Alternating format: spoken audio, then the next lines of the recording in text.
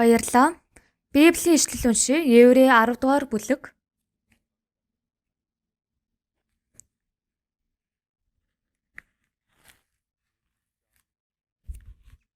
Еврей 10 дугаар бүлгийн 1-р ишлэлээс уншия.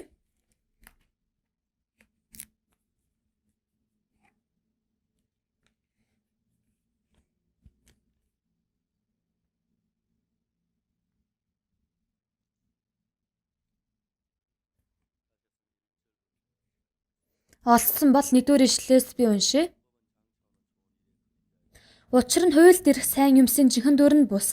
Харин сүүдэр нь байдаг тул хууль жил бүр байнга өргөдөг өнөөхөл тахилуудаар ойртон иргэчдийг хизээж төгс болгож чадахгүй. Эс бөгөөд суйлчлэгчд нь нэгэнтээ цэвэршүүлэгдээд нүглийн мэс чанар нь цаашид байхгүй болсон тул тахилуудыг өргөхөө болсон байсан биш үү? Харин эдгээр тахилчлээс жилт нүглийн сануулга болдог. Учир нь бүх ямааны цусаар нүглийг авч хаях боломжгүй юм. Тиймээс тэр ертөнцид ирэхдээ та өргөл ба тахилыг хүсээгүй. Харин та надад бие бэлдсэн. Нүглийн төлөөх бүх шатаалт тахил ба өргөлийг та таалаагүй. Тэгээд би үзэгтэн, бурхан минь, таны хүслийг үйлдэхээр би ирлээ. Миний тухай хуйлмал номд бичигдсэн гэж хэлсэн гэв. Дээрх хэлэхдээ тахил ба өргөл, нүглийн төлөөх бүх шатаалт тахил ба өргөлийг та хүсээгүй. Та тэднийг таалаагүй. Эдгээр нь хуулийн дагуу өргөдөг гэсэн. Дараа нь тэр үзэгтэн, таны хүслийг үйлдэхээр би ирлээ гэж айлдав. Тэр хоёр дахийг нь тогтоохын тулд анхныхийг нь зайлуулдаг. Энэхүү хүслээр бид Есүс Христийн нэг удаа бүгдийн төлөө бие өргөсөн өргөлөөр дамжуулан ариусгагдсан юм. Тахилч болгон өдөр бүр үйлчлэн нүглийг хизээж зайлуулж жүлж чадах өнөөхөл тахилуудаа дахин өргөсөөр зогсдог. Харин тэр өөрт нүглийн төлөө нэг тахилыг өргөөд Бурхны баруун гарт заларсан бөгөөд өөрийнх нь дайснуудыг хөлийнх нь гიშгүүр болгох хүртэл тэр үеэс хойш хүлээж байна. Учир нь Христ ариун болгоцыг ганц тахилаар өөр төгс болгожээ. Ариун сүнс бидэнд мөн гэрчилдэг. Учир нь тэр эзэн айлдаж байна. Тэр өдрүүдийн дараа тэдэндээ байгуулах миний гэрээ энэ юм. Энэ өөрийн хуйлуудыг тэдний зүрхэн тавинд би тэдгээрийг тэдний ухаан цаанд нь бичнэ гэд би цаашаа тэдний нүглүүд тэдний хууль бус явдлыг санахгүй гэжээ. Эдгээр зүйлсийн уучлалтайгаа нүглийн төлөөх тахил цаашд байхгүй болдог. Энэ хүртэл уншия.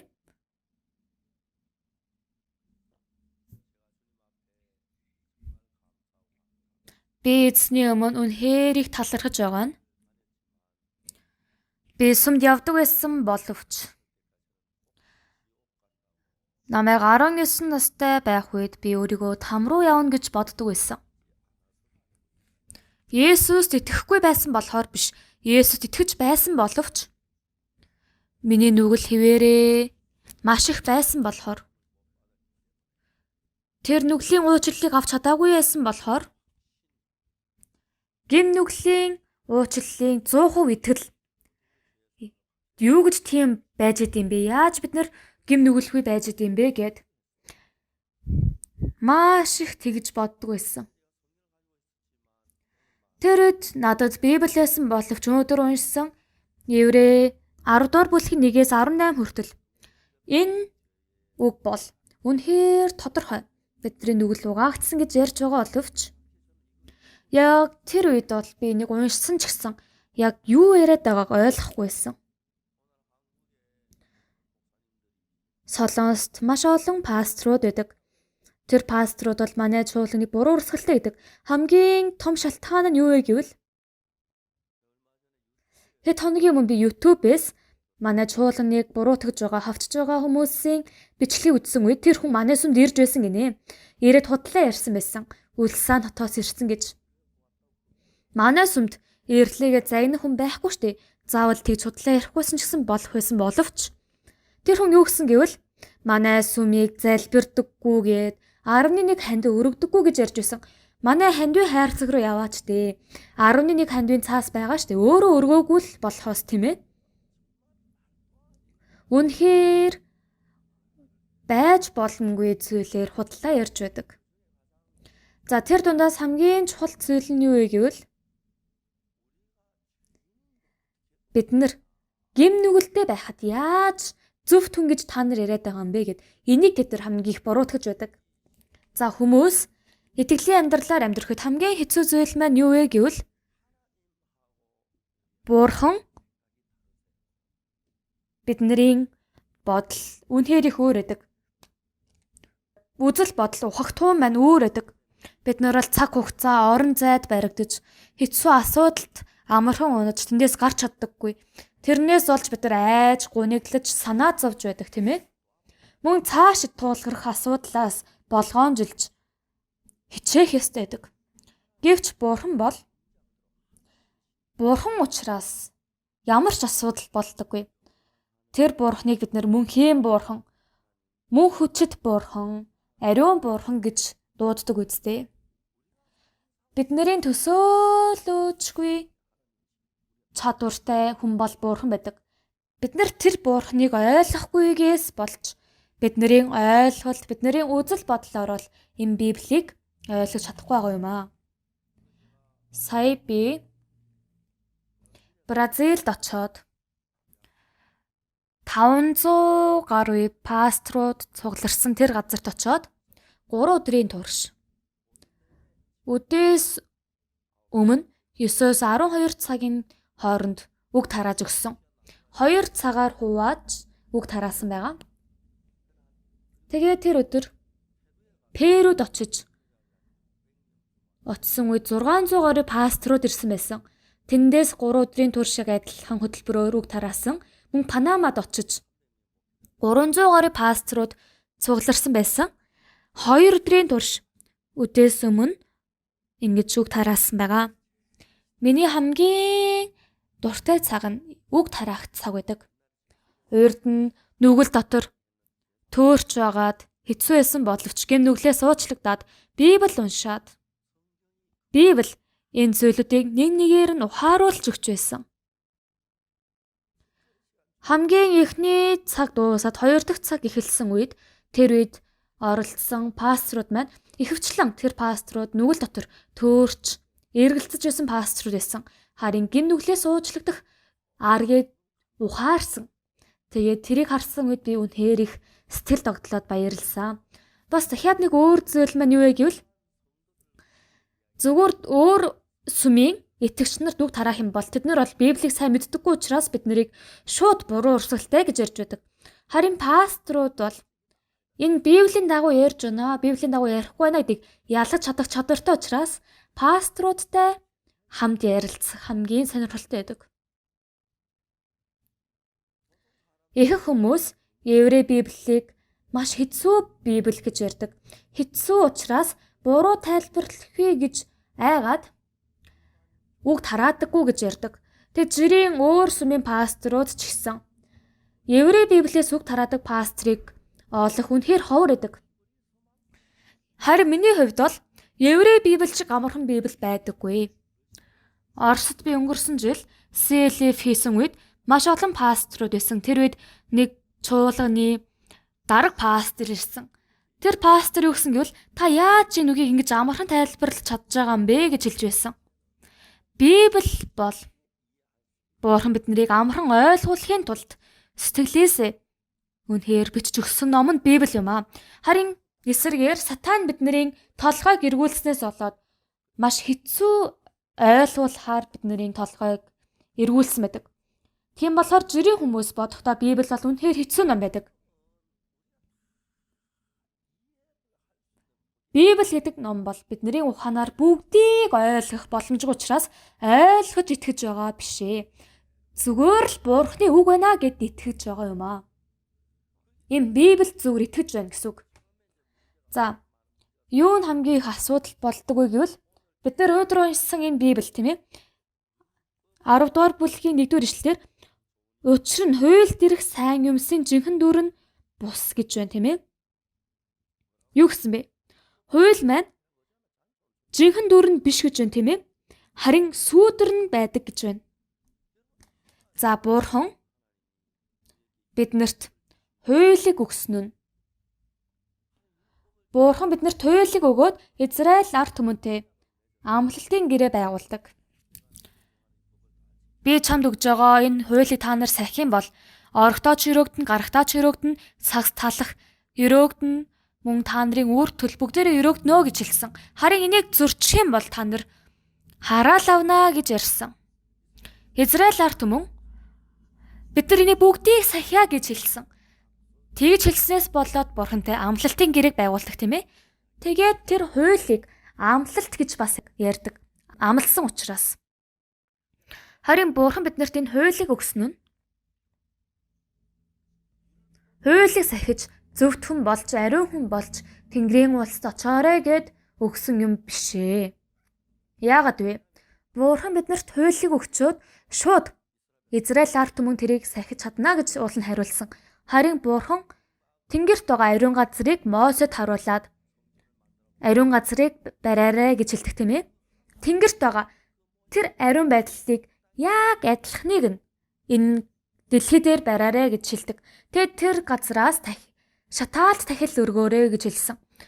Хэрвээ сахиж чадна гэсэн тэр үгэнд Бурхан итгэсэн байсан бол ийм юм өгөхгүй байсан байх тийм ээ. Харин сахиж чадахгүй гэдэг мэдсэн болохоор ийм зүйлийг өгсөн юм аа. Бурхан биднэрт яагаад хууль өгсөн бэ? Ром Библиэд ингэж хэлсэн байдаг. Алдаа зөрчил ихсэн байхын тулд хууль орж ирсэн гэсэн. Бид нарыг илүү нүгэл үйлдүүлэхийн тулд гэсэн үг. Бурхан бид нарыг гин нүглийг илүү үйлдүүлэхийн тулд гинэ. Тийм ээ. Энэ нь Библиэлд Ром Библиэлд байдаг. Алдаа зөрчил ихсэн байхын тулд хууль орж ирсэн гэж. За яагаад Бурхан ингэсэн бэ? За жишээ аваад ярив. За хэрвээ та бүхэн хор тавдар тулсан гэж бодъё. Тэгэл хурдан эмчилгээ авах ёстой тийм ээ. Эмчилгээгээ авах ёстой. Харин өөрийгөө хор тавдар тулсан боловч тэрийг мэдэхгүй байгаа л байх юм бол эмчилгээг авч чадахгүй үстэй. Тэгээд нөгөө хор тавдар маань биеэр дүүрэн тарах юм бол бид нар өөхөх магадaltaй үстэй. Хурдан өвчин тулсан гэдгийг ухаарж ижил эмчилгээг авч чадна үстэй. Үүнтэй адилхан бид нар өөрсдийн зүтгэлээр гин нүглээс уучлагдж чадах юм биш ээ. Бидний зүтгэлээр бол нүглээс уучлагдж чадахгүй учраас Есүсийн цусыг дамжих ёстой. Есүс бидний нүглийн төлөө цусаа урсгаж нүглээ уучлж өгнө гэж ярьсан ч гэсэн бид нар өөрсдөө гин нүгэлтэй хүн гэдгийг ухаарахгүй юм бол Есүс яагаад загалмайн дээр товлогдсон юм болоо, уйдсан болоо, яагаад тэгсэн болоо л гэж бодох бах тийм ээ. Харин бид нар загалмайн өмнө гарч очих юм бол бид нар гин нүгэлтэй гэдгийг олж ухаарах ёстой байдаг. За хууль бол амлалтыг авсан учраас орж ирсэн тийм ээ. За алдаа зөрчил ихсэн байхын тулд хууль орж ирсэн гэж байна тийм ээ. Хуулиар бид нар илүү их нүгэл уйлдэж би нүгэл уйлдэхээс аргагүй юм байна. Би үнэхээр бузар хүн юм байна гэд энэ үннийг ухааруулахын тулд Бурхан биднэрт хууль өгсөн юм аа. Харин Библиэд хууль гэсэн үг маш олоодаа гарч байдаг. Тэр хууль гэсэн үг нь маш олон утгыг илэрхийлж байдаг байгаа. Жишээлбэл Есүс Мосегийн хуульд Есүс хэлсэн байдаг тийм ээ. Тэр нь энэ Библийн бүхэлдээ уншиж ингэж дүгнэж тооцож үзэх юм бол хамгийн ихэнд Библийн бичиг гэдэг эхлэл Египтээс гарсан Левит тоолог дэд хууль. Энэ нь хуулийн Библи байгаа. Тэрний дараа гарч байгаа Библи нь Йошуа шүүгчд Рут, Самуэль, 2 дугаар Самуэль, Хаадын дээд гэх тийм ээ.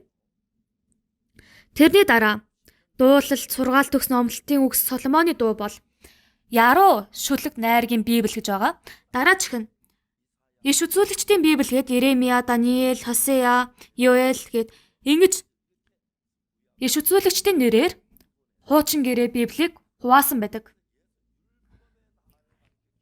За хуульд бичигдсэн Бурхны тухай нь юу хэлж байгаа вэ гэвэл хуулийн донд Бурхан Есүс Христийг илрүүлэхийн тулд хуулийг өгсөн юм аа. За бид нар амралтын өдрөөр тийм ээ. Хуульд бол амралтын өдөр. 4 дахь хууль нь амралтын өдөр гэдэг тийм ээ. Амралтын өдрийг ариунаар сахиарай гэж хэлсэн байдаг. 6 өдөр чи хөдөлмөрлөж бүх ажлаа хий. Харин 7 дахь өдөр эзний өдөр бол чи юу ч хийж болохгүй. чиний хүү, чиний охин, чиний зарц шивгчин байсан ч гэсэн ажил хийж болохгүй гэсэн. Амралтын өдрийг сахих нь 10 хуулийн дунд дөрөвдөх хууль нэдэг. За, амралтын өдрийг бид нэр хуулиар сахих ёстой биш. За, энэ өдрийг сахихан эднэрт юуг сануулж байгаа вэ гэвэл юудэчүүдийн амралтын өдөр бол бүтэнсэ өдөр биш шүү. 5 дахь өдөр нар жаргах тэр өдрөөс эхлээд 6 дахь өдрийн нар жаргах өдөр хүртэл. Нэг өдөр маань нар жаргах яг тэр мөчөөс эхлэн гэсэн үг. 5 дахь өдөр яг нар жаргах тэр өдрөөс эхэлж амралтын өдөр эхэлдэг учраас 6 дахь өдрийн нар жаргах өдөр хүртэл амралтын өдөр нь үргэлжлэгддэг. Тийм болохоор амралтын өдрөөр бол юу ч битгий гэсэн. Зарц нар хүнд ачаа өөрч уулаар авираад бүр айгүй ядарч байжгаад нар нь ингэ заргаж байгаа хараад ёо амралтын өдөр дөхөж ирж байна шүү гэд. Тэгээд яг нар маань жаргасан яг тэр мөчөд амралтын өдөр маань эхлэн гэсэн үг. Тэгвэл хүмүүс бүгдээр ачаагаа буулгана. Эзэн тэр зарц ачаагаа буулгасан ч гэсэн юу ч хэлж чадахгүй. Амралтын өдөр учраас. Тийм болохоор зарц нарын хувьд бол амралтын өдөр үнэхээр чухал өдөр байсан. Өдөр болгон амралтын өдөр байгаасаа ийм хүнд юм өөрөхгүйсэн ч гэсэн болно штэ гэд. Урд нь амралтын өдрөөр ажил хийхгүй бол боолууд ингэж зодддаг байсан. Харин амралтын өдөр заавал сахих ёстой болсон өдрөөс эхэлж ачаагаа буулгах ёстой болсон. За, Колосе Библийг харвал тиймд та нар унт хоол эсвэл баяр хөөрчин цар гарахтай хамаатай асуудлаар эсвэл амралтын өдрүүдээс болж хинээрч бүү шүүгдгсэн байна тийм ээ. Хинээрч бүү шүүгдэрэ гэж байна. Яагаад вэ? Энэ нь эдгээр нь эрж буй юмсын сүүдэр нь юм аа. Харин би нь Христийн юм гэж байна тийм ээ. Цаашид сүүдрээр ирэх энэ Христ амралтын өдөр хичнээн хүнд ачаа өөрсөн ч гэсэн 5 дахь өдрийн нар жаргах юм бол бүх ачаагаа буулгаж болохтой адил Есүс амралтын өдрийн эзэн учраас ямар ч хүнд нүглийн ачаа байсан ч гэсэн Есүс юмд гарч ирэх юм бол гим нүглээс уучлагдаж чөлөөлөгдөх юм аа. Энийг л бидэрт ухааруулах гэж байна.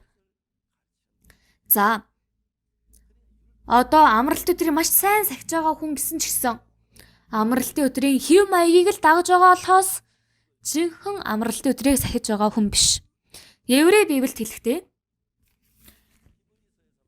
учир нь Бурхан өөрийн ажлуудаас амарсны адил түүний амралт руу орсон хүн өөрийн ажлуудаас амарсан юм гэж байна. Бурхан 6 өдрийн турш дэлхийг бүтээгээд 7 дахь өдөр амарсан байдаг. 6 өдрийн турш энэ ертөнцийг бүтээгээд 7 дахь өдөр амарсан нь энэ ертөнцийг бүтээгээд ядраа 7 дахь өдөр амарсан биш ээ. 6 өдрийн дотор бүх ажлаа дуусгаад хийх ажил байхгүйсэн болохоор амарсан юм аа. Бурхан амралтын өдөр амарсан шиг бид нар ч гэсэн амраарэ гэж байна тийм ээ. Энэ нь юу хэлж байгаа вэ гэвэл Есүс Христийн дотор та нар орж ирэх юм бол гим нүглээс та нар бүгдээрээ чөлөөлөгдөж амарч чадна шүү гэж ухааруулахын тулд энэ зүйлийг өгсөн. За, хууль гэдэг нь хамгийн анх 10 хуулийг хууль гэж бас нэрлсэн тийм ээ.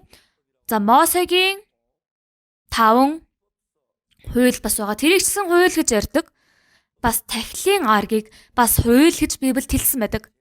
За, Библиэд бол жижигхэн ялгаа байгаа боловч тэр нарийн ялгаа энэ Библиэлд гарсан байдаг. За, Еврей 10 дугаар бүлгийн 1-р ишлэлээр учир нь хуульд ирэх сайн юмсын жинхэнэ дүр нь бус. Харин сүүдэр нь байдаг тул гэж байна тийм ээ. Хууль маань жинхэнэ дүр нь биш гэж байна тийм ээ.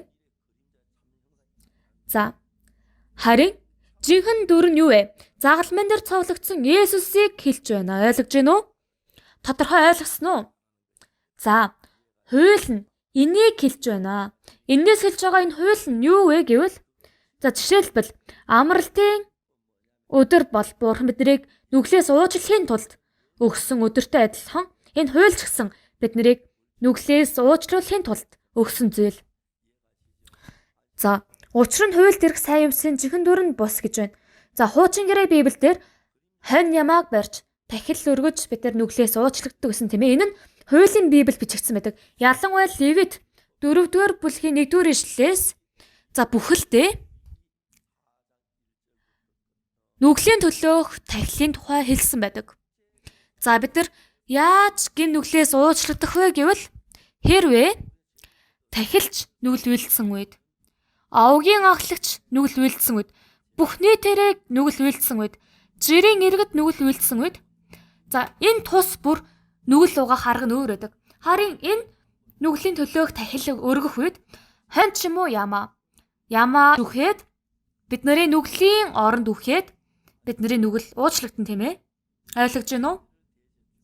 Тийм үстэй. Хонь ядалч тийм ээ. Алдаг үстэй. Бурхны зааж өгсөн аргаар тахил өргөх юм бол нүгэл уучлагдана. Харин энэ нь юу вэ гэвэл энэ нь нэг төрлийн сүүдэр юм аа. Хонь үхэж бидний нүглийн төлөө үхэн гэдэг маань. Есүс Бурхны хураг болчин дэлхийд ирж бидний нүглийн төлөө загалмайн дээр цовлогдсон гэдгийг тайлбарлуулахын тулд биднэрт тайлбарлаж өгөхийн тулд энийг өгсөн юм аа. Еврей 11-р ишлэг дахиад уншъя. Учир нь хуйлд ирэх сайн юмсын жинхэнэ дүр нь бус. Харин сүүдэр нь байдаг тул хууль жил бүр байнга өргөдөг өнөөхөл тахилуудаар ойртон эргчдийг хизээж төгс болгож чадахгүй. Энэ үнэхээр сонирхолтой үг байна. Еврей 10-ын 10-р бүлгийг сайн ойлгох юм бол тэрнээс хойш бүгдийг амархан ойлгох боломжтой. За эндээс хууль гэж байна тийм ээ. Энэ хууль нь юу хэлж байгаа вэ гэвэл 10 хуулийг ярьж байгаа биш шүү. Тахил өргөх аргийг хэлж байна. За энд гарч байгаа хууль маань за маш олон утгаар илэрхийлэгддэг. Харин эндээс хэлж байгаа хууль бол тахилыг хэлж байна. Тахил бол сүүдрээ гэж хэлж байна тийм ээ. Амралтын өдөр бид нар бүх ачаагаа буулгадагтай адилхан амралтын өдрийн эзэн болох Есүс тэр Есүст бид нар бүх ачаагаа буулгаж байна гэснийг сүүдрээр харуулж байна. 5 дахин нар жаргах өдрөөс эхлээд хагас өдрийн нар жаргах өдөр хүртэл. Бусад өдөр бол үнэхээр ачаагаа буулгах боломжгүй боловч амралтын өдрөөр бол ачаагаа буулгах боломжтой. Ачаагаа өөрч болохгүй. Есүс өөрөө амралтын өдрийн эзэн болж дэлхийд ирж загалмайн дээр цоологдож нас барсан учраас бид нар Есүс Христийн дотор орхол юм бол амралтын өдөр болох юм бол бүх ачаагаа буулгах ёстой. Өөр хэм бол тэр нүгэл болно. Тийм болохоор бид нарт байгаа бүх нүглийн ачааг Есүст даатгах ёстой. Энийг биднэрт ойлгуулж тайлбарлаж өгөхийн тулд ингэж сүүдрээр биднэрт хэлж өгч байна. За хуучин гэрээнд хэлсэнтэй адил хонь ч юм уу ямаагаар тахил өргөх юм бол гим нүглээс уучлагдахгүй юу? Яагаад хариулахгүй байна вэ? Эргэлзээтэй байна уу? За ямаа ч юм уу хоноор тахил өргөх юм бол нүгэл уучлагдахгүй юу? Уучлагднаа. Харин энэ нь хонь ямааг барьж тахил өргөөд мэдээж гин нүглээс уучлагдана. Яг үүндээ уучлагдхийн хувьд бол уучлагдах боловч Есүс Христийн сүүдэр гэсэн үг ээ. Есүс Бурхны хургаар ирснийг сүүдрээр харуулж байгаа зүйл. Яг үүндээ Есүс загалмайн дээр цовлогдоод нас барсан нь жинхэнэ төрх байгаа. Хонь ямаа үхсэн нь Есүсийн сүүдэр юм аа. За нэгдүгээр ишлэлээр юу гэж байгаа вэ гэвэл учир нь хуйлд ирэх сайн юмсын жинхэнэ дүр нь бус. Харин сүүдэр нь байдаг тул хууль жил бүр байнга өргөдөг өнөөхөл тахилуудаар ойртон эргчдийг хизээж төгс болгож чадахгүй.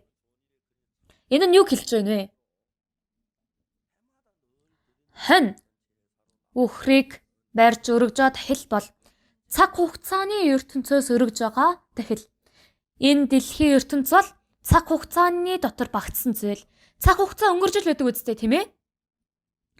Та нар хөгшөрч байгаа зү. Цаг хугацаа өнгөрсөн гэсэн үг тэр нь. Би ч гэсэн өчтөр залуучуудын тоглолтыг үзсэн үед залуучууд бол эрэгтэйчүү эмэгтэйчүү үнэхээр царайлаг байдаг тийм ээ. Харин хөгшөрөх юм бол асуудалтай болж эхэлдэг. Ямар ч үрчлээгүй байсан нүүрэнд үрчлээтэй болоод үс сунаад бие өвдөөд тэгдэг үстэй тийм ээ. Тийм байдаг. За хөгшрөн гэдэг нь энэ нь юу вэ? За хөгшрөлтийг удаашруулдаг үл эсэлдүүлэгч гэдэг зүйл байдаг. Эмэгтэйчүүд хамгийн дуртай косметик нь үл эсэлдүүлэгч косметик байдаг. Би лав үл эсэлдүүлэгч косметик яг юу гэдэг мэдэхгүй. Миний эхнэр ч гэсэн тэрийг хэрэглэдэггүй юм шиг байсан. Яагаад гэвэл миний эхнэр ч гэсэн хөгшөрч байсан. Тийм үстэй. За би эхнэрийг харах юм бол миний эхнэр 50-60 настай байсан үед эхнэртэй ингэж хэлж байсан. Дасгал хийгээрэй гэж ярьсан. Харин миний эхнэр бол өөр хүмүүс ярих юм бол сонсдог. Харин би ярих юм бол айгүй шалтгаан тавьдаг. Би сайн чадахгүй байна. Тэгэл гүйдэг машинд гүүгээд үзээрэй гэсвэд толгой эргээд байна гэл. Тэгээд өгдөг. Харин дорхноо 10 жил өнгөрч байсан. Тэгээ хөгшрөөд заримдаа ингэж харах юм бол миний эхнэр үнэхээр хүчгүй сул бит болсон байсан. Би бол ийш ч зөндөө явдаг болохоор айгүй хоол идээд бүр гидс гараад болно тийм. Харин миний эхнэр бол хоолч сайн идэхгүй, дасгал ч гэсэн сайн хийхгүй байгаа болохоор айгүй би энэ сул байсан. Би эхнэртэй маш их халамж тавьдаг. Би эхнэртэй үнэхээр их хайртай. Эхнэрийн гуйсан ажил гэх юм бол үхээрээ гэсэн үгээс бусад гуйлтыг бол бүгдийг сонсч өгөх боломжтой. За би ингээд эхнэрийг харах юм бол надаас болж ингэж хөвсөрсөн шиг санагдаад уучлаарай гэсэн сэтгэл төрдөг. Тийм болохоор одоо үнэхээр их сайн хандаж өгч байгаа. Харин эхнэрийн сэтгэлд би таалагдж байна таалагдахгүй мэдэхгүй. Харин миний сэтгэлийн хувьд бол тийм шүү. Бурхны өмнө би тийм байгаа. За хөгшрөн гэж байна хүн. Хүн хөгшөрдөг. Цаг хугацаа өнгөрдөг тийм ээ. Тийм болохоор солонгост ийм үг байдаг. Хичнээн их асуудал цаг хугацаа өнгөрсөн ч гэсэн тэр бүгд зүйлийг орхиод бүгдээрээ наадцгаая гэсэн үг гэдэг. За эмэгтэйчүүд бол ялангуяа үл эсэлдүүлэгч косметик хэрэглэдэг байгаа. Энэ нь юугаар хийдэг вэ гэвэл хоньны ихсээр бүтээдэг гэж хэлж байсан. За их одоо хонь байгаа тийм жирэмсэн байгаа хонь байгаа тийм ээ. Тэр гидсэнд байгаа хургийг гаргаж тэрүүгээр косметик бүтээдэг. Энэ нь үл эсэлдүүлэгч бодистой байдаг гэж ярьж байсан. Тэрийг арьсан түрхэх юм бол хөгшөрдөггүй гэж хэлж байсан. Мэдээж хөгшрүүлдэггүй нөлөө өгдөг болохоос хөгшрүүлдэггүй байхгүй бах тийм ээ. Яа тэгвэл хөгшрүүлдэггүй юм байсан бол энэ дэлхийд ямар ч тийм хөгшин хүн байхгүй бах тийм ээ. Тийм үстэй. За цаг хугацаа өнгөрнө гэдэг нь юу вэ гэвэл хонь ядалж тэрүүгээр тахил өргөдөг байгаа. Тэр тахилын арга нь өөрд мөнх байвал сайхан боловч энэ цаг хугацааны ертөнц гэсэн энэ дэлхий дотор бол дэлхий тойрч 1 жил 365 хоног 4 улирал тийм ээ хөвөлдсөн хавар намар гээд энэ дэлхий бол ингэж цаг хугацаа өнгөрөөд л байдаг. Энэ дэлхий бол цаг хугацааны ертөнцид багтсан. Тийм болохоор энэ дэлхийд хичнээн цаг хугацааг барья явуулахгүй яа гэж зүтгэсэн ч гэсэн цаг хугацаа бол өнгөрж л байдаг. Би 1999 онд миний бөөр муу байсан болохоор 1999 оны 2009 он 2019 онд гэмэл 30 жилийн өмнөх яриа байна. Тэр үед 1999 онд миний бие маш муу байсан. Бөөр муу байсан. Тэгээ баг өөхөх шахсан байсан байхаа. Би тэрийг Тэжонд байсан. Тэжонд мая төв сүмийг барина гэд. Миний бөөр үнэхээр муу байсан.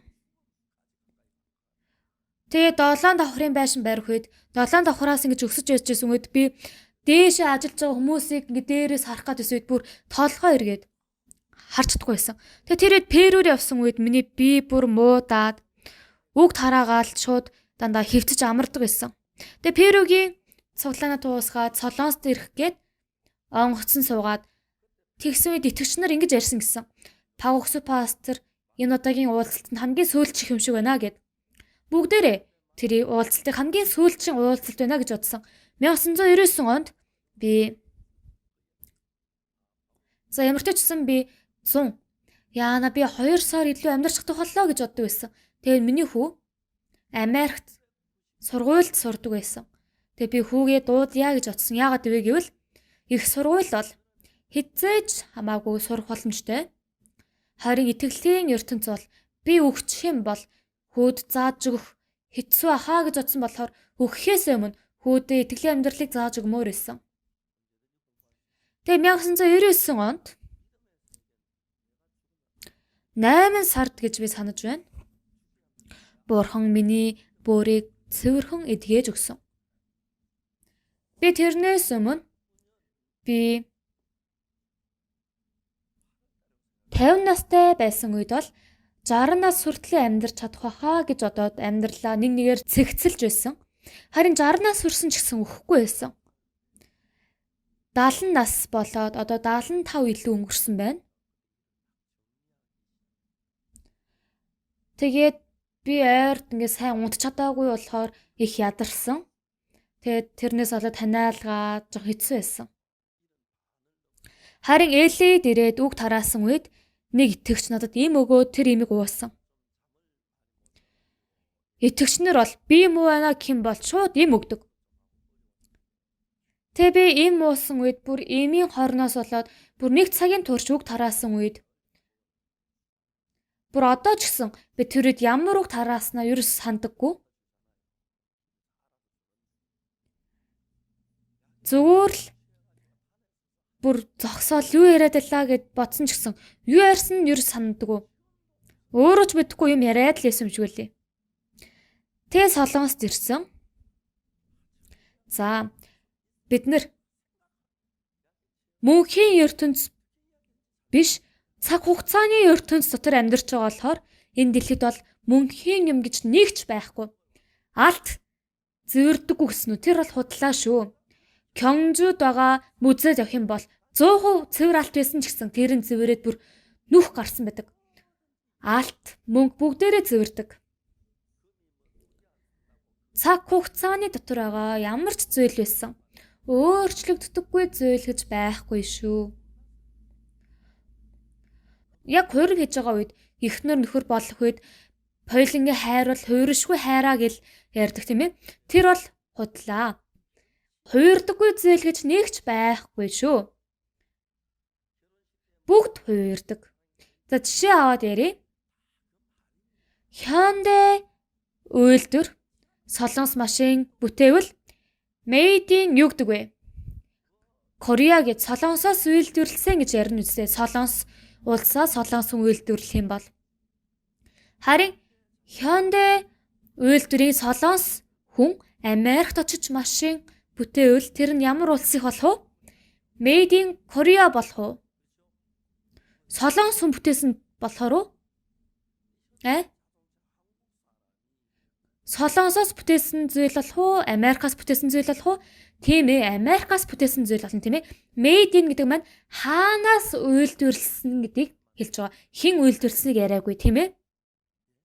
Made in Солонгосоос бүтээсэн бол Korea гэж ярина. Америк хүн Солонгосоос бүтээсэн ч гэсэн тэрийг Made in Korea гэд Солонгосоос үйлдвэрлэсэн гэж ярина.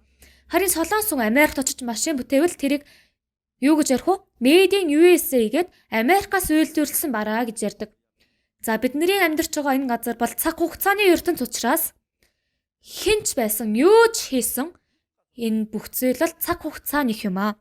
Мөнхийн зүйл гэж нэгч байхгүй. Бүгд цаг хугацааных.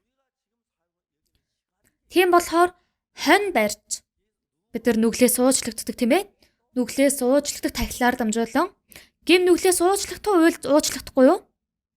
За хонь бариад тахил өргөх юм бол уучлагдахгүй уучлагдна үстэй. Харин энэ нь цаг хугацааны учраас өөрт мөн хугаахдаггүй. Яг тэр мөчийн, яг тэр үед үйлдсэн үглийг л угааж чадна. Ойлгосноо? Яг тэр үед үйлдсэн үглэл уучлагдана. Тэгээд яг гин нүглээс уучлагдаад аягүй баяр хөөртэй амьдарч байгаад дахиад нэг сар өнгөрөө дахиад нүгэл үйлдэх юм бол дахиад нүгэлтэй хүн болох уу, зөвхөн байх уу? Тийм ээ, дахиад нүгэлтэй хүн болно. Ойлгож байна уу? Та бүхэн ойлгож байна уу? За гин нүглээс уучлагдсан мэт хоньны нүглийн төлөөх тахилаар дамжуулан тийм ээ. Харин дахиад нүгэл үйлдэх юм бол дахиад нүгэлтэй хүн болно. Тэгвэл дахиад дахил өрөх ёстой. Яагаад вэ? Цаг хугацааны ертөнц учраас юм аа. Мөнхийн зүйл байхгүй газар нь цаг хугацааны ертөнц. Харин мөнхийн ертөнц бол бүгд мөнхийн байдаг. Тийм болохоор мөнхийн ертөнц юм аа. Та нар мөнхийн ертөнцөөр авах юм бол ийм ахан биетэй биш шүү. Өөрчлөгддөггүй, хөгшөрдөггүй тийм бие гэсэн. Яаж хөгшөрдөг юм бол би ойлгохгүй. Тэр үед бол үйл хөсөлдүүлэгч косметикийн үйлдвэр бүгдээрээ дампуур бах тийм ээ. Үүнтэй адилхан өөр мөнхийн ертөнц гэж байгаа. За эндээс юу хэлж байгааг гэвэл Еврей 11 дээр учир нь хууль тэрх сайн юмсын жинхэнэ дүр нь бус. Харин сүүдэр нь байдаг тул хууль жилбэр байнга өргөдөг өнөхөл тахилуудаар ойртон эргэсдийг хизээж төгс болгож чадахгүй гэсэн. Жилбэр өргөж байгаа энэ тахилуудаар ойртон эргчдийг хизээж төгс болгож чадахгүй гэж байна тийм ээ. Хором зургийн нүглийг бол угааж чадна. Харин хизээж төгс угааж чадахгүй гэж байна. Ойлгож байна уу? Тэр үед үйлдсэн нүглийг л угааж чадах учраас гин нүглээс уучлагдсан ч гэсэн дахиад гин нүгэл үйлдэх юм бол нүгэлтэй байх уу, зөвхөн хэвээр явах уу? Нүгэлтэй болно. Тэгээ дахиад дахил өрөх ёстой болно. Дахиад дахил өрөх юм бол нүглээс уучлагдана тийм ээ? Дахиад уучлагдана. Тэгвэл тэр үед зөвхөн үү, нүгэлтэй үнэ? Зөвхөн. Харин дахиад нүгэл үйлдэх үе хүртэл зөвхөн. Харин нүгэл үйлдэх юм бол нүгэлтэй хүн болно. Энэ нь үнэн биз дээ тийм ээ? Энэ нь Есүс Христийн сүүдэр болох хоньноор дамжуулан дахил өргөх арга юм аа. Тийм болохоор бидний нүгэл угаагдсан ч гэсэн өөр төгс болж чадахгүй гэдгийг хэлж байна. Харин 2 дугаар ишлэлд юу гэсэн бэ вэ? Эс бөгөөс гэдэг нь юу хэлж байгаа вэ? Өөрт төгс угааж чадахгүй байсан гэж 1-р ишлэлээр хэлж байна тийм ээ. За эс бөгөөс гэдэг нь юу вэ гэвэл хэрвээ өөрт төгс угааж чадах байсан бол гэж тайлбарлах гээд ингэж хэлж байна тийм ээ. Ойлгож байна уу? Өөр төгс угааж чадах байсан бол үйлчлэгчд нэгэнтээ цэвэршүүлэгдээд нүглийн мөс чанар нь цааш байхгүй болсон тул тахилуудыг өргөхөө болсон байх байсан биш шүү гэж ярьж байна тийм ээ. Тийм үстэй. Дахиж ийм байсан бол дахил өргөх хэрэг байгаа юу? Байхгүй үстэй. Тэрийг л тайлбарлаад хэлж байна шүү дээ. 2 дугаар ишлэлээр эс бөгөөс төгс угаагдаж чадах байсан бол тахилуудыг дахиж өргөх хэрэгтэй биш үстэй гэдгийг хэлж байна тийм ээ. Дараа нь 3 дахь ишлэлээр юу гэсэн бэ? Харин эдгээр тахил жилээс жилд нүглийн сануулга болдгоо 4 дахь ишлэл учир нь бүх ямааны цусаар нүглийг авч хаях боломжгүй юм аа. Бидний суур нүглийг угааж байгаа биш. Бидний зүр үйлдсэн нүглийг л угааж байна тийм ээ. Энэ нь Есүс ирж бидний нүглийг угаах. Энэ сүүдрээр л харуулж байгаа болохоос энэ хоноор нүгэл угааж байгаа нь Есүсийн сүүдэр тийм ээ. Энэ хоноор дамжуулан төгс угааж чадах байсан бол Есүс ирэх хэрэггүй үстэй. За 5 дугаар ишлэлээр харах юм бол тиймээс тэр ертөнцөд ирэхдээ та өргөл ба тахилыг хүсээгүй. Харин та надад бие бэлдсэн. За яагаад гэвэл Бурхан өргөл болгон тахилыг өргөөд бид нар Бурханы өмнө төгс болж өөрт мөх Бурхантай байж чадах байсан бол Бурхан бол өргөл ба тахилыг хүсээгүй байсан байх тийм ээ. Харин өргөл өргөө тахил өргөсөн ч гэсэн дахиад нүгэлтэй хүн болоод байгаа болохоор тахил өргөсөн ч гэсэн цаг хугацаа өнгөрөх юм бол дахиад нүгэлтэй хүн болоод байгаа болохоор энэ тахил нэмэргүй байна гэд Энийг хүсээгүй гэж байна, тийм ээ. Тийм болохоор бух ямаагаар өргөх үүрглийг хүсээгүй. Тийм болохоор надад би бэлдсэн гэдэг нь юу вэ гэвэл Есүс хүнээр төрөхийн тулд би бэлдсэн, тийм ээ. Тэгээд онгон эмэгтэй болох Мариагаар дамжуулан Есүсийг төрүүлсэн гэдгийг энэ үгээр илэрхийлж байна. За, Еврей 1:10-ын 10 дугаар бүлгийн 1-р ишлээс 5 дугаар ишлэгийг ойлгосон уу? За, 6 дугаар ишлэгийг уншъя. Нүглийн төлөөх бүх шатаал тахил ба өргөлийг та таалаагүй. За, бүх шатаал тахил болон өргөлийг таалаагүй гэж байна, тийм ээ. Бурхан бол энийг таалагдсан гэсэн үү, таалагдахгүй гэсэн үү? Яагаад таалаагүй вэ? Яагаад Бурхан энийг таалаагүй вэ? Нүглийн төлөө бүх шатаал тахилыг яагаад таалаагүй вэ? Өргөлийг яагаад таалаагүй вэ? Хичнээн тахил өргөсөн ч гэсэн, өргөл өргөсөн ч гэсэн нүгэлтэй хүн болоод байгаа болохоор таалаагүй гэж байгаа шүү. Ойлгосноо? За, Бурханы хүсдэг тахил нь юу вэ? Нэг удаагийн тахилаар өөрт мөнх нүглийг угаах энэ тахилыг Бурхан хүсэж байна. За, 7 дугаар ишлэлийг харах юм бол тэгээд би үзэгтэн Бурхан минь таны хүслийг үйлдэхээр би ирлээ. Миний тухай хуйлмал нонд бичигдсэн гэж хэлсэн гэв. За, энд хэлэхдээ хуйлмал ном нь хуучин гэрээг ярьж байгаа шүү. Хонь ямаагаар тахил өргөх энэ аргыг ярьж байгаа. Энэ арга нь Есүс цаашдаа ирж бидний нүглийг өөр төгс угаана гэдгийг сүүдрээр харуулж байгаа зүйл, тийм ээ. Энүүгээр бол төгс угааж чадахгүй гэдгийг аль хэдийн хэлсэн байна. Тэгээд биднэрт үзэгтэн Бурхан минь таны хүслийг үйлдэхээр би ирлээ. Таны хүслээр энэ бүх нүглийг өөр төгс болгохын тулд би ирсэн гэж энэ дээр хэлж байгаа шүү. Ойлгосноо? За, 8 дугаар ишлэлээр дээрх хэлэхдээ тахил ба өргөл нүглийн төлөөх бүх шатаалт тахил ба өргөлийг та хүсээгүй. Та тэднийг таалаагүй. Эдгээр нь хуулийн дагуу өргөдөг гэсэн. 9 дугаар ишлэл дараа нь тэр үзэгтэн таны хүслийг үйлдэхээр би ирлээ гэж айлдав. Тэр хоёр дахийг нь тогтоохын тулд анхныхыг зайлуулдаг. Анхныхыг нь юу вэ? Хонь бух ямаагаар тахил өргөх, тийм ээ. Тэр нь юу байсан бэ? Есүс цаашдаа бидний нүглийг угаахын тулд ингэж ирнэ гэдээ сүүдрээр харуулахаар өгсөн зүйл. Тэгэд энэ анхныхыг нь устгаад яг биечлэн энэ дэлхийд ирж бидний нүглийг угаахаар ирсэн нь Есүс мөн Есүсийн загалмай юм аа. 10 дугаар ишлэл бидний маш сайн мэддэг үг, тийм ээ. Энэхүү хүслээр бид Есүс Христийн нэг удаа бүгдийн төлөө бие өргөсөн өргөлөөр дамжуулан ариусгагдсан юм. Ингэж бичигдсэн байна, тийм ээ. За, 10 дугаар бүлгийн 10 дугаар ишлэлд Есүс бидний оронд загалмайн дээр цовлогдож бидний нүглийг угаасан гэдгийг хэлж байна, тийм ээ. Бид нар ариун болсон гэж байна. За, энийг сайн хараарай. Энэхүү хүслээр бид Есүсийн нэг удаа бүгдийн төлөө бие өргөсөн өргөлөөр дамжуулан ариусгагдсан гэж байна, тийм ээ. Мөн үү? За, гимшлэр дамжуулан ариусгагдсан гэсэн үү? Үгүй ээ. Тийм биш шүү. Библи бол Есүс Христ бидний нүглийг угаах үед яасан гэсэн бэ? Бид нар бол бүх ямаагаар 4 эверт, тийм ээ. Энэ дэлхийд байгаа 4 эверт цусаа түргсэн. Хуучин гэрээд Библиэд байгаа нүгэл угаах арга бол жинхэнэ биш, тийм ээ. Тэнгэрт байгаа зүйлийг дуурайж бүтээсэн зүйл. Тийм болохоор тэнгэрт байгаа тахилын газарт бол мөнхийн болохоор Бурхны усад байгаа тэр газараас тахил өргөх юм бол Бурхны улс бол бүгд мөнхийн болохоор тэндээс нүгэл угаах юм бол бидний нүглийг төгс мөнхийн угааж чадна.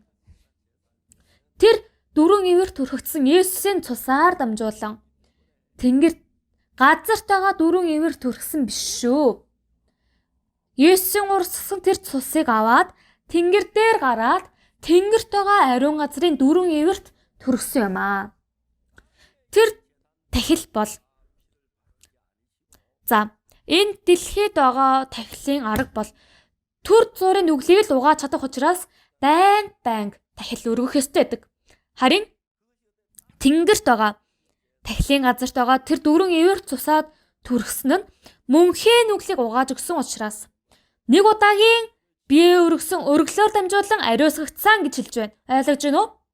За, итгэлийн амьдралаар амьдрна гэдэг нь юу хэлж байгаа вэ гэвэл би Бурхны өмнө минь үглийг уучлж өгөөч гэд залбирал угаагдах юм биш ээ. Гимшлээгээд угаагдах юм биш. Гим нүгэл гэдэг бол Есүсийн урсгсан цусаар угаагдаж чадах зүйл шүү. Амен болж байна уу?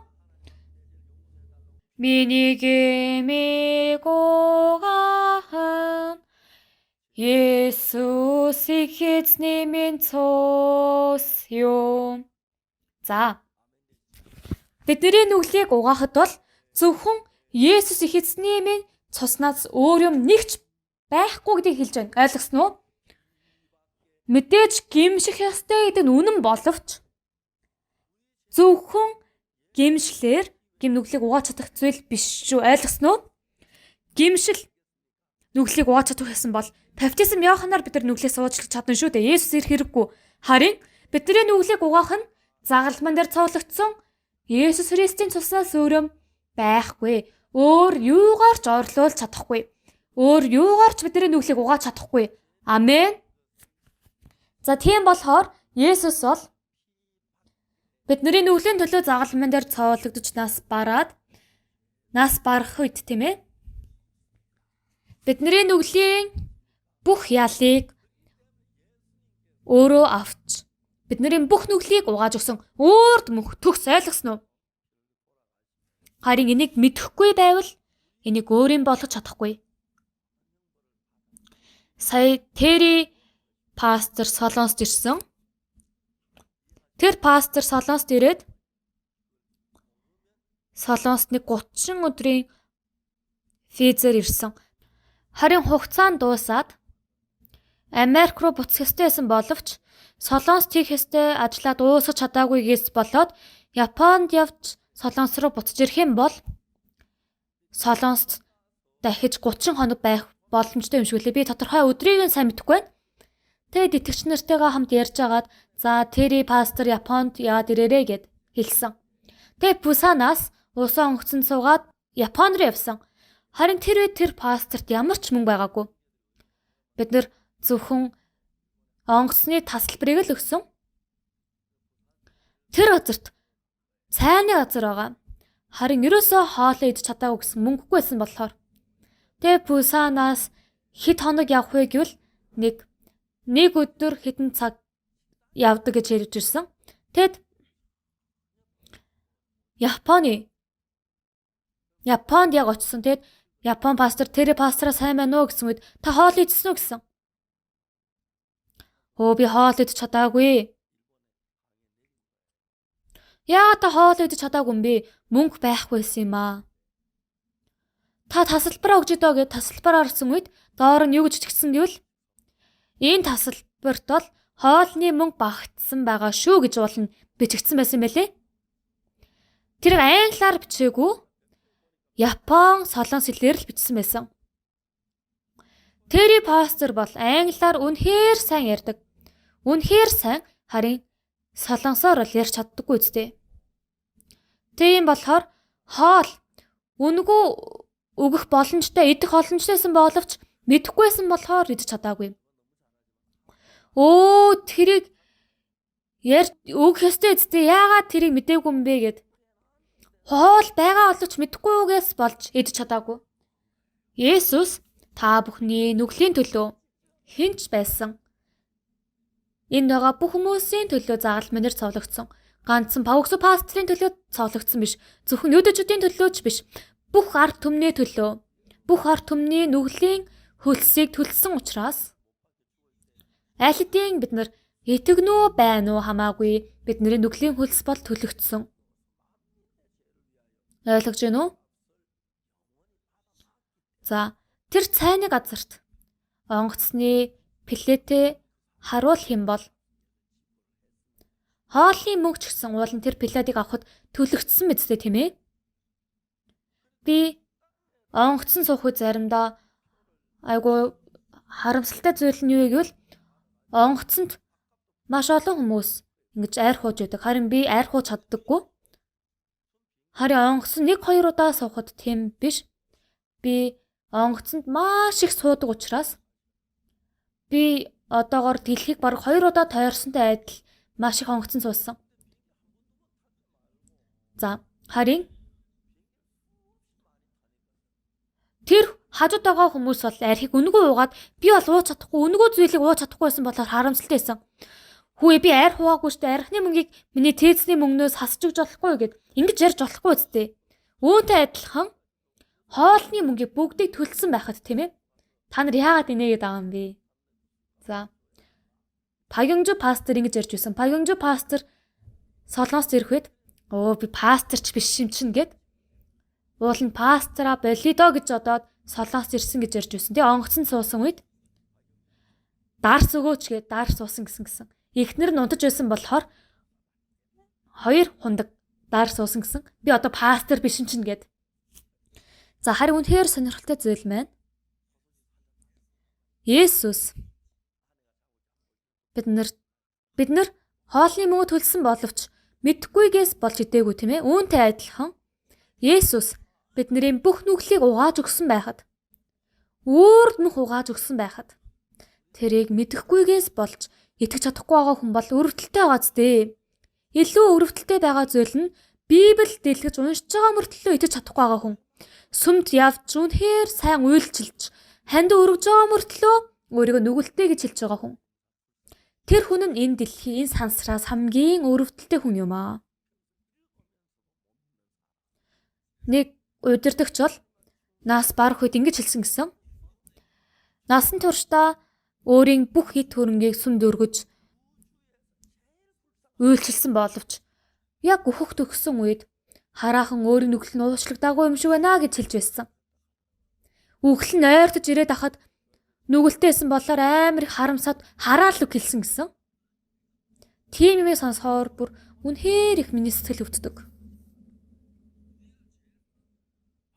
За бид нар гэм нүглээс уучлагдах нь Есүсийн цуснаас өөр зүйл байхгүй учраас заримдаа та бүхний сэтгэл халуун ойрох үе ч гэсэн та нарын нүгэл угаагдсан.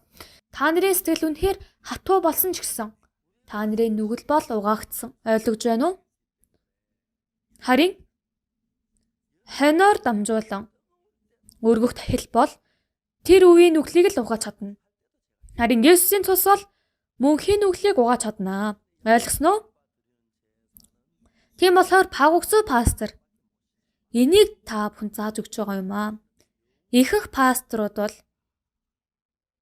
энийг мэдэхгүй учраас өөрийгөө бас адилхан гэм нүгэлтэй гэж бодож байгаа. Энэ үннүүдийг сонссон пасторууд манай чуулганаар дамжуулан 2017 онд бид нэр 3 сард Америкаас CLF-ийг 2018 он 2019 он гээд 3 дахь жилдээ хийж байна. Америк Нью-Йорк хотоос CLF гэсэн чуулганыг явуулж 800 гаруй Америк уугуул пасторууд мөн эргэн тойронд байгаа пасторууд ирсэн байгаа. Мөн манай чуулганы пасторууд гээд 40-50 гаруй хүмүүсгээд 800 гаруй хүмүүс болж байсан. 1-7 хоногийн турш бидний нүгэл угаагдсан энэ үннийг тодорхой бид нар тайлбарлаж өгсөн. Тэр чуулганд оролцсон их пасторууд гайхаж байсан. Бас бид нартай хамтран ажиллая гэж хэлж байсан. Энэ удаа би Угандад очсон үед Сервада пастор энэ үгийг сонсоод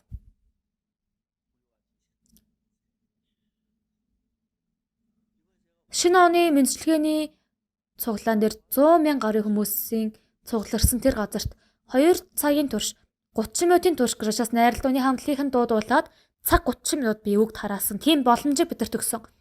Тэр үед би гэм нүглээс уучлагдах тэр арга. За та нар интернет ороод харах юм бол харах боломжтой. Би тэр үед нүглээс яаж уучлагдах вэ? Тухай үнэхээр дэлгэрэнгүй тарааж өгсөн. Гэм нүгэл гэдэг нь би өөрөө угаах юм биш ээ. Есүс өөрөө угаах юм аа. Бид нар бол бидний хүчээр юу ч хийсэн гэм нүглээс уучлагдаж чадахгүй. Тийм болохоор Есүс загалмайн дээр урсгасан цусаар гэм нүглээс уучлагдаж чадахгүй юм бол өөр аргаар бол хэзээж гэм нүглээс уучлагдаж чадахгүй гэж тэгж Библиэд бичигдсэн байдаг. Тийм болохоор энд Еврей 10 дугаар бүлэгт хэлж байгаа үг нь Еврей 10 дугаар бүлгийн 10 дугаар ишлэлд энэхүү хүслээр гэд эхэлж байна тийм ээ. Энэ 9 дугаар ишлэлээр бол юу гэсэн бэ? Үхэр хоноор тийм ээ угаадаг байсан. Гим нүгэл уучлагдана. Харин энэ нь Есүсийн сүүдэр болохоос цаг хугацааны байсан тийм ээ. Өөрт мөнхийх биш байсан. Харин Есүсийн дэлхий дээр ирээд Есүс Христийн нэг удаа бүгдийн төлөө бие өргөсөн өргөлөөр гэдэг нь юу вэ? Хоёр дахь удаа өргөх хэрэггүй гэсэн үг. Нэг гэсэн тооны дараа хоёр гэсэн тоо гардаг үстэй тийм ээ. Нэг удаагийн гэдэг маань юу гэж байгаа юм бэ? Нэг л удаа хийвэл болно л гэсэн үг тийм ээ. Нэг удаа хийснээр дамжуулан бүх зүйл ариусгагдсан гэж байна. Нэг удаагийн тахилаар энэ сансарт байгаа, энэ дэлхийд байгаа бүх нүгэл угаагдсан. Би өөрөө ямар нэгэн зүйлийг хийгээд болсон биш. Есүс Христ нэг удаагийн төлөө бие өргөсөн өргөлөөр дамжуулан бидний нүгэл аль хэдийн уучлагдсан юм аа. Ойлгосноо уу? Тийм болохоор бид нар Есүс бидний бүх нүглийг угааж өгсөнд итгэх ёстой. Есүс бидний нүглийг цас шиг цагаан угааж өгсөн боловч үүнд итгэхгүй байгаа хүмүүс маш их байна. Энэ нь миний сэтгэлийг маш их өвдгөж, маш их харамсалтай тийм ээ. Үнэхээр харамсалтай байна. Ойлгож байна уу та бүхэн? Тэрний дараа 11 дугаар ишлэгийг харах юм бол тахилч боолгон өдөр бүр үйлчлэн нүглийг хизээж зайлуулжуулж чадах өнөөхөл тахилуудаа дахин өргөсөөр зогсдог гэж байна. Яг тэр үеийн нүглийг бол угааж байгаа боловч ирээдүйн нүглийг угааж чадахгүй байна гэсэн үг. Харин Есүс бол өөрийн тусаар энэ дэлхийд байгаа тахилын газарт өргөсөн биш. Мөнхийн улсад байгаа тахилын газарт тахилаа өргөсөн болохоор тэр газраас бидний нүгэл өөрт мөн хугаагдсан болохоор бид нэр өөрт төгс болсон гэсэн үг юм аа. Та бүхэн гим нүгэл уучлж өгөөч гэж ярих ёстой биш ээ. Гим нүгэл уучлагдсан үнэнд итгэх ёстой. Үнэхээр амархан байгаа зү. Харин сатан бидний толгойг эргүүлж үүнд итгүүлэхгүй байлгаж бидний нүгэлтэй гэж яриад уучлагдсан гэсэн үү? Тэгвэл бид нар гим нүглээд дураараа үйлдэж болох уу гэд ийм маягаар бидний толгойг эргүүлж байгаа. CLP-ийн үед нэг эмэгтэй пастор тэгвэл бид нарыг хамаагүй нүгэл үйлдэж болно гэсэн үг үү гэд хийж хэлж байсан. Эргэн тойронд байгаа хүмүүс та яагаад пасторыг сонсохгүй өөрийн бодолтой байгаа юм бэ гэд эргэн тойронд байгаа хүмүүс тэр пастор тэлж өгсөн байсан. Эргэн тойронд байгаа хүмүүсийг харах юм бол бүгдээрээ үгийг хүлээж авсан хүмүүс байсан. Тэгээ нөгөө хүн нь тэгвэл нүглээ хамаагүй үйлдэж болох юм биш гэд ярьсан үед энэ үгэнд итгэхгүй юм бол та руу явна гэж хэлсэн. Гим нүглээ хамаагүй үйлдчихэд энэ үгэнд итгэхгүй бол ямар ч нэмэргүй штэ. Гим нүглийг мөн өөрөө үйлдэхгүй байя гэд хичээлээ гэд нүгэл үйлдэж чадахгүй шээ. Ариун сүнс бидний дотор орж ирж ижил гим нүглээс бид нар чөлөөлөгдөж чадна. Би өөрөө хичээгээд гим нүгэл үйлдэхгүй гэд хичээлээгээд нүгэл үйлдэж чадахгүй байх биш шээ. Ариун сүнс бидний барьж өгвөл бид нар үйлдэхгүй чадна. Би 19 настай үнэхээр үйлж залбирсан ч гэсэн гим нүглээс уучлахгүй байсан. Харин аврал авсан тэр өдрөөс эхэлж ариун сүнс миний дотор орж ирээд миний амьдралыг ариун замаар удирдах явж байгааг харж чадсан. Харин тэглээгээ би бүр ямар ч нүгэл үйлдэггүй гэж ярьж байгаа бол биш шүү. Харин Есүсийн цус бол бидний нүглийг өөрт төгс угааж өгсөн. Тийм болохоор Есүсийн цус эрхэм нандин гэдэгт итгэх ёстой. 11 дугаар ишлэгийг дахиад уншъя. Тахилч боолгон өдөр бүр үйлчлэн нүглийг хизээж зайлуулж чадах өнөөхөл тахилуудаа дахин өргөсөөр зогсдог. Энийг ойлгож байна уу? Энэ үед бол яг тэр үеийн нүглийг л угааж чаддаг байсан. 12 дугаар ишлэгийг бүгдээрээ хамт уншъя. 3А. Харин тэр өөр нүглийн төлөө нэг тахилыг өргөөд Бурхны баруун гарт заларсан бөгөөд. Есүс Христ бол өөр нүглийн төлөө нэг тахилыг өргөөд Бурхны баруун гарт заларсан гэж байна тийм ээ. 13 дугаар ишлэл өөрийнх нь дайснуудыг хөлийнх нь гიშгүүр болох хүртэл тэр үеэс хойш хүлээж байна гэж байна тийм ээ. Энд дайснууд гэж байна тийм ээ. Энэ хэн бэ?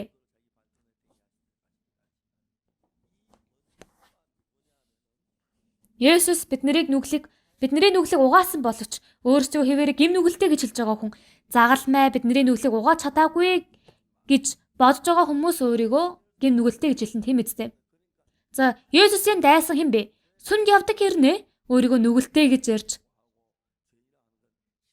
За, нүгэлтэй гэж ярьж байгаа нь юу вэ? Загалмайд итгэхгүй байгаа учраас дайсан болж байгаа юм аа. 14 дэх ишлэгийг хамтдаа уншъя.